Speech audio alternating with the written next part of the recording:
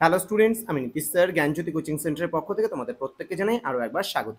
তো স্টুডেন্টস, আজকে আমি তোমাদের সঙ্গে আলোচনা করব এনইপি 4 ইয়ার আন্ডার গ্র্যাজুয়েট প্রোগ্রামের অধীনস্থ যে সমস্ত ছাত্রছাত্রীরা নর্থ বেঙ্গল ইউনিভার্সিটি আন্ডারে বিভিন্ন কলেজগুলোতে পড়াশোনা করছো তাদের জন্য আজকে এমডিসি তোমাদের যে সাবজেক্টটা রয়েছে সোশ্যাল ওয়ার্ক, সেই সোশ্যাল ওয়ার্ক থেকে অতি গুরুত্বপূর্ণ একটা টপিক নিয়ে আলোচনা করবো, সেটা হচ্ছে শিশু নির্যাতন সম্পর্কে আলোচনা। ক্লিয়ার?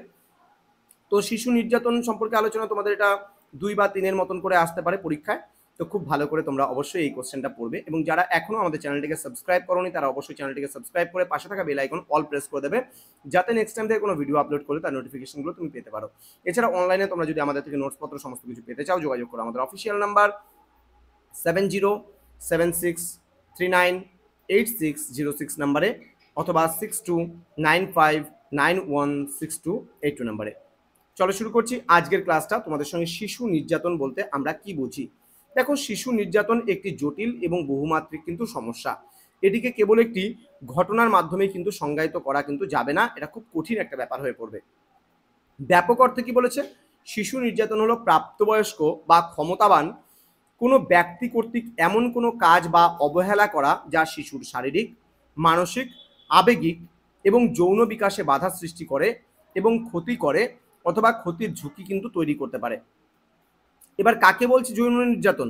দেখো কি বলছে, বিভিন্ন আন্তর্জাতিক সংস্থা এবং দেশীয় আইনে শিশু নির্যাতনের সংজ্ঞা ভিন্ন ভিন্ন হতে পারে, তবে মূল ধারণা একই থাকে।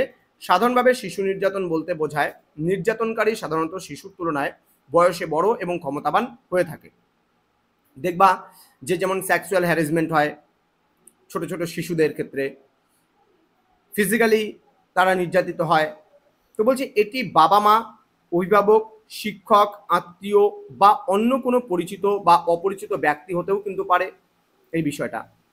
অর্থাৎ শিশুরা যাদের দ্বারা নির্যাতিত হয় তাদের মধ্যে বাবা মায়ের দ্বারাও হতে পারে, শিক্ষক শিক্ষিকার দ্বারা হতে পারে, অভিভাবকের দ্বারা হতে পারে, অন্য কোনো আত্মীয়র দ্বারা হতে পারে, পরিচিত ব্যক্তির দ্বারা হতে পারে। এবার নির্যাতনটা সবসময় কাদের দ্বারা হয়? সবসময় বয়সের থেকে বড় মানুষের দ্বারাই কিন্তু শিশুরা নির্যাতিত হয়। তো পরের দিন আমি শিশু নির্যাতন থেকে আরও কিছু গুরুত্বপূর্ণ বিষয় নিয়ে আলোচনা করবো তোমাদের সঙ্গে। তোমরা যারা এখনো আমাদের চ্যানেলটিকে সাবস্ক্রাইব করোনি তারা অবশ্যই চ্যানেলটিকে সাবস্ক্রাইব করে পাশে থাকা বেল আইকন অল প্রেস করে দাও, যাতে নেক্সট টাইম থেকে কোনো ভিডিও আপলোড করলে তার নোটিফিকেশনগুলো তুমি সবার আগে পেতে পারো। দেখা হচ্ছে খুব তাড়াতাড়ি আরও একটা নতুন ক্লাস নিয়ে তোমাদের সঙ্গে। তোমরা প্রত্যেকেই ভালো থেকো, সুস্থ থেকো। Thank you so much, thanks for watching after all, thank you.